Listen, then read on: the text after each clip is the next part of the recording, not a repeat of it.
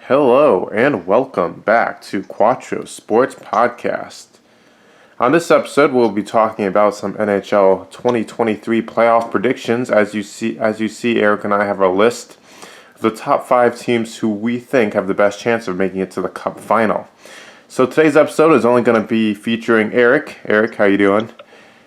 Doing okay. Battling seasonal allergies right now. So other than that, I'm doing pretty well. How are you doing? I'm doing all right as well.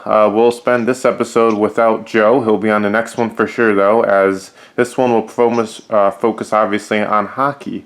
So coming into today, we have 5 teams in the East that have clinched a playoff spot. One of them being the Bruins that have clinched the President's Trophy in the National Hockey League. And then the West that only has the Vegas Golden Knights clinching a playoff spot. Are we surprised, folks? I don't think so, because as we know, the West is kind of trash. So going into our list here of predictions, we're going to go off. First, let me just point out some notables here. Teams from the West that have already been mathematically eliminated are of such as the following: the Chicago Blackhawks. I mean, that has nothing to do with the fact that Kane got traded, but the fact that the team is just slumping. No surprise. Anaheim, San Jose, Arizona, all within the realm of mathematically eliminated. And then you go to teams like the East. You have Columbus, Montreal, Philadelphia, and Detroit.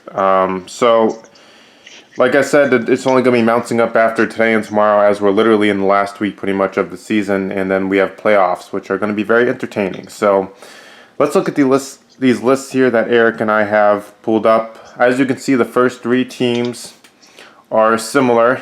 So I'll start with Boston, and then Eric will provide some insight or anything else that I missed on them real quick. And then he'll go to New York. I'll provide my insight, and then I'll go to the Edmonton, and then from there we'll go back and forth on the 2 bottom teams that obviously you can see we have different on each side. So I'm going to start with the Bruins. It should be a no-brainer that the Bruins have a good chance of making it to the final. You saw what happened back in 2019. Obviously, different players now. Acquisitions like Orlov, Hathaway, Bertuzzi have really helped the team. Eric just mentioned recently that the Bruins could not put Hall back into the roster because of cap space. But players like Bertuzzi are, in my opinion, and Eric probably assumes the same, that are a lot better than Hall and have definitely been producing more. Boston's other key notable players, I mean, with not just the return of Krejci, I mean, you're talking about Marjan playing solid, Bergeron playing solid. They're taking rests here and there now since they've already clinched, so they don't want to put too much pressure on them. And then, like the new additions, Orlov, Hathaway, Bertuzzi have been notables here and there to produce points. I mean, they're not on fire players, they're not like breakouts, but they've been producing, which is what their intention was, to get brought over to Boston from Detroit and Washington. So I think Boston is definitely a cup contender. This is just a video to say, the teams that we think would make it to the cup. So I definitely think Boston is one of the teams. Eric, your thoughts? Pretty much everything you said, spot on. The blue lines, I look at the blue line of Boston, and I'm not necessarily thinking this is an elite blue line, but they are a very strong blue line. Obviously, you have McAvoy, you have Hampus Lindholm. So their blue line is ready to play. Brandon Carlo, Matt Grzelcyk. So this blue line, you already mentioned Orlov, is talented. And one player that you didn't mention that I'm sure you thought you did was the man, the myth, the legend, David Pastrnak, who is the best player on this team. And he's just such a good player, such a great goal scorer, I'm not going to say he's a generational talent, obviously, because you do have Connor McDavid right now, who's a better goal scorer. Alex Ovechkin is a better goal scorer. But anyways, Pastrnak definitely the face of the Bruins for the next decade. But other than that, this team is ready to go. Like you said, they're not on fire right now, but players like Jake DeBrusk coming back recently from injured reserve, I think a month ago, another big step in the right direction for Boston. This team's routinely putting up 4 or 5 goals a game, and their goaltending duo is not elite, but it's up there, one of the best in the league. So, and the addition of players like Bertuzzi, for example, adds some grit to the Bruins, which you need in the playoffs. Now, for the second team for both of us, we both chose the New York Rangers. New York's a team that, now, Patrick, you and I were talking about hockey a little bit earlier, and you mentioned you had New York as a sleeper to make a really deep run this year. Mm-hmm. And I agree with you on that. This team, I mean, they're definitely built to win in the 22-23 campaign. I mean, you made trades to get, Patrick Kane, Vladimir Tarasenko from Chicago and St. Louis, respectfully, but neither of those guys are really elite at this point in time, but they're both still great veteran players to have on your team. Of course, both one of them came from Russia, and you bring him in. You already have other guys like Panarin, Mika Zibanejad, who I forget where he's from, but I know he's not Russian.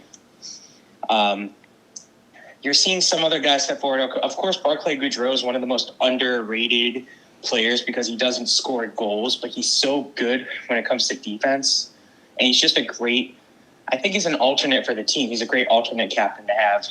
They have Kreider, of course. Some of their young guys aren't really taking the steps forward. I don't necessarily know if Trocheck's really playing all that well with that new contract that they signed him to, but either way. And then, of course, on defense, they do have Adam Fox, their best player. Of course, they have Igor in goal. So the only concern I really have with the Rangers is, can their defense slow down Boston's offense if they were to meet in the Eastern Conference Finals? Regardless, this team is poised to make a run. They have the veterans. They have the leadership. Of course, Kane, Tarasenko, for example, those two players are able to provide that veteran leadership. They've won the Stanley Cup before. They've done it before. They were both the key players on Stanley Cup winning teams, no less. So we shall see. I think that their offense is more than capable of hanging out with the big boys. How about you? Yeah, I definitely agree. Definitely what you had said, I had said about them being a sleeper. If you look what they did last year, they kind of pulled a little surprise there by beating the Hurricanes in the second round. And now with the, Tarasenko and Kane, like you said, they're not, either providing a lot of veteran experience, which is good. So they can help carry the team, I think, definitely to the East and to the Cup Final for sure, with the superpower they have now. On the idea of Trocheck, he's been playing decent here and there. Has he been playing better than he played before in Carolina? It's obviously he hasn't played long enough, but he's definitely getting points in there and goals. Okay. Can we see more from him? Of course, and hopefully we see more of him in the playoffs, and that will really even help the Rangers even more. So, yeah, just a sleep. I definitely see them as a sleeper team coming out and definitely having a good chance. And if they end up playing Boston in the East Final or something, that would be quite a series to see, but only time will tell. So New York v. Boston, man. New York v. Boston. That would be crazy. So now we go on to the team below, which happens to have the top goal scorer in the league right now, as Eric calls Mr. McFranchise. Heck yeah. We have Connor McDavid on the Edmonton Oilers. So Edmonton Oilers, I don't know. It's tough. I mean, I put them in here because I think they're on a high right now and they can somehow continue that high into getting to the final. But, I mean, if you look at past seasons, there has been disappointment in the playoff. I mean, they've been called the Maple Leafs of the West. So there's a lot of ways they can go. I put them on my list because I think they do have potential and, they do have the right players. I mean, there's players they've lost in the past couple of years, but with, teams like players like McDavid and Draisaitl and stuff, and how their chemistry is so good, kind of like if you compare it to like Boston with, Pasta and Bergeron or something, or Pasta and Marchand, it's really there. And, Edmonton's been tired of getting knocked out in the first or second round. They really want to have a hard push after these years of just playoff failures in the beginning, to get all the way through and to make an appearance in the Stanley Cup Final. So, any thoughts on that, Eric? Maple Leafs of the West is very, very accurate with this team. They have the offense to just consistently put up. We've seen it before. I think last year they were scoring like 6 goals in the playoffs sometimes, but still losing because their defense was so inconsistent and bad. But, I mean, that's what happens when you have 2 of the best goal scorers in the game. And, of course, like you said, McDavid and Draisaitl. And Nugent Hopkins is pretty good as well, but he's more getting the assists at this point. But, I mean, outside of those three, you really don't have anyone. You do have Evander Kane, which I know you absolutely adore Evander Kane. He's your favorite player in the league. But defensively, I mean, you look at the defense on this team, outside of Darnell Nurse, there really isn't a superstar there. And Darnell Nurse, calling him a superstar is something. It's just and their goaltending duo of Campbell and Skinner isn't exactly exciting either. But the reason I do have Edmonton here is because, to me, they're one of the two best teams in the West. The West is so not good. It's not the East. So it's just the West. It's nowhere near the talent of the East. So they have an easier path to the Stanley Cup Finals. And their offense can carry them to the Stanley Cup. And like you said yourself, they do have the team chemistry, because all these guys that I mentioned have been here playing together for the past, 5 years outside of Evander Kane, maybe 4 or 5 years. So they've all been through all the hazing of, you suck, blah, blah, blah, blah. You guys keep choking, so they want to get over that. Now, did you want me to do my fourth pick first, or would you like to? No, go ahead and do your fourth pick. All right, so for my fourth pick, I stuck with the East, and I went with a team that, entering this discussion, I kind of wasn't sure who I wanted. I knew my fifth pick more than my fourth, but we did these in random order anyway. So I went back to the East, and I went with the New Jersey Devils. Now, New Jersey's a team that, looking at, if you were to basically tell me, don't look at the scoreboard, don't look at the standings from opening day until today, and I looked at the standings and saw they have, 102 points, second in the Metropolitan, I would be shocked. It's not a team that you think should be producing at the level they're producing at, especially with Nico Hischier as our captain. He's 24, not even 23. So he's young. He's a young captain to have. But Jack Hughes has taken a huge step forward. Is it Jesper Bratt? Yes. Has taken a big step forward? Okay. He's taken a big step forward this year. They do have a lot of underrated players as well in their team. That Palat, of course. They have Tomas Tatar. They have guys that are unheralded. Getting Timo Meier at the deadline was a big price to pay for him, but it was a good acquisition so far. He hasn't been what they gave up for him, but he's been pretty good. Having Foote on the team, he's another good player to have. He's just an underrated, solid player that when he's scoring, but, I mean, at the same time, he's not really doing much. He's just a guy I like a lot more than most people do. Defensively, I mean, they have Dougie Hamilton, arguably the best, one of the top goal-scoring defensemen in the game. And then, I mean, goaltender-wise, nothing really there. But I just think that the chemistry this team has the potential to potentially take an upset victory, make a run to the Stanley Cup. It's just going to be tough for them, but I think this team has the potential to be the 2023 version of the New York Rangers from last year. Interesting. All right, so that was his first of those last two add-on teams. I decided to choose Toronto Maple Leafs. Now, I know you're going to get criticism. Why would you do that? Toronto sucks. They never get past the first round. But I think some things that provide them with, I think just like when I was talking about the Edmonton Oilers, I mean, the Toronto Maple Leafs, for the past, 5-6 seasons, have been trying to prove themselves in the playoffs. It's been a battle of getting knocked out in the first round by Boston, getting knocked out by Tampa. It's been they're sick of it. They're tired of it. They want to move on. They want to get to the final. They want to, make themselves an actual loved team by not only, other fans, but like their own fans. I mean, you've seen what happens, in past 2 seasons when they get knocked out in the first round and people are throwing their jerseys on the ice. They're so fed up with it. I mean, it's happened in other franchises as well, but, Toronto's really been on that drought of any actual playoff contention when it gets to the postseason for them. I mean, I think they have a good goaltending, with Matt Murray and some Samsonov. So I think the goaltender, might be a little better and more secure than it was last year. But I mean, they still pretty much have the same, some same core players. I mean, whether it's Giordano, if it's Matthews, Marner, Bunting. I mean, they have some, faces that haven't been there a few seasons, whether it's like Aston Reese or Yarncroke. So, I mean, the chemistry is definitely possible.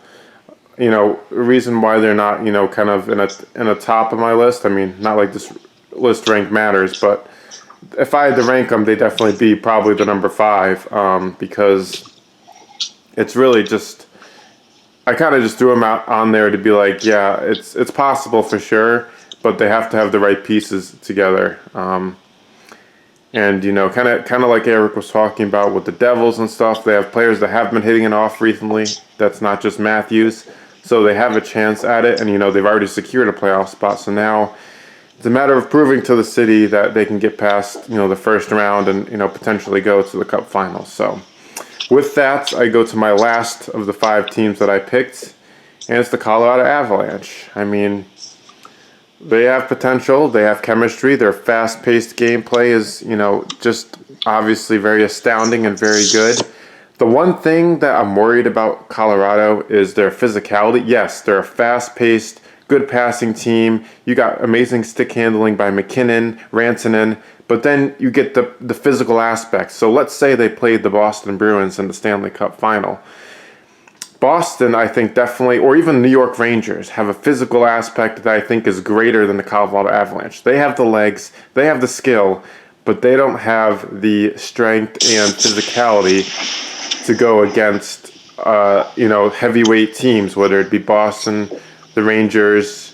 So, if I compared them to an East team, I would say, kind of like the Hurricanes or even the Devils, where, they're kind of more skill-based, stick handle space, but when it comes to physicality, they don't have it, and you kind of need physicality to, win the Stanley Cup and to get further in the postseason, because we all watch the playoffs and stuff. First 2 or 3 games of the series are rough. They're physical. There's fights breaking out all over the place. More in the playoffs. It doesn't really break off to fights. It's just more big scrums, and people just want to rip each other's head off. But then once it gets to game 3 and 4, it turns into more skill. Yes, that's where Colorado has the advantage. So that's why I put them on the list. But can they get through those first 2 games without going through an 0-2 hole in a series? Would be interesting to find out. So I put them on there for their skill base, and they're definitely fast-paced play with their stick handling by Rantanen and McCarr and McKinnon. So with that, we'll go to Eric's final team on his list. Now, you brought up all those points you brought up about Colorado, very similar to what I said, except in more depth about New Jersey. I was very close to putting Colorado over New Jersey, so I do want to point that out. They were my first team off. Anyways, my last team that I chose was the Vegas Golden Knights. Now, Vegas is a team that they're talented, but realistically, do I think they're going to win the Stanley Cup this year? No. However, I do think they have the talent to make it through the West, because the West is so mediocre.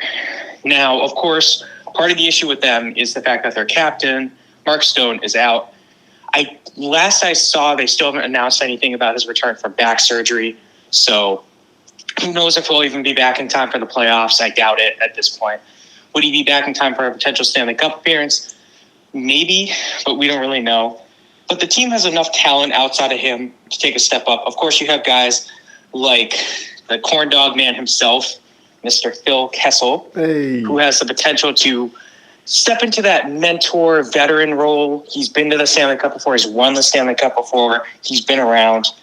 And you have other guys on this team like Jack Eichel, who wants to prove himself so much. I mean, we already know he hates Buffalo. So he just wants to prove that he is a good player and that Buffalo was clear in the fall. I mean, he's kind of starting to do that, but there's still holes with his game. William Karlsson's a solid player. So they have talent. They have Riley Smith, another good veteran player to have. Defensively, this is where the team kind of takes a little bit of a step back, in my opinion. But, I mean, Alec Martinez is a good player. Braden McNabb is a good player. Alex Pietrangelo is a good player. specifically when it comes to scoring from the blue line. Shea Theodore is a good player. So even White Cloud's a solid third pairing defenseman. So they have the talent. Goaltender-wise, I mean, they have the man himself, Jonathan Quick. So, but other than him, of course, Thompson has been playing pretty well when healthy. So this team, they have the talent to make a run, but it's just, do I see them winning the Stanley Cup? No. Do I see them potentially making a run to the Stanley Cup because the West is so bad? Yes. Especially if a team like Edmonton gets upset early.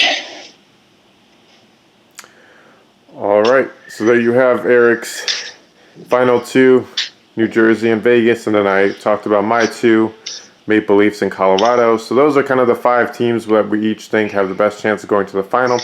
Now, to just quickly talk about the last 2 or 3 minutes here, just potential sleeper teams that aren't on our list that, you know, could have a chance of making it.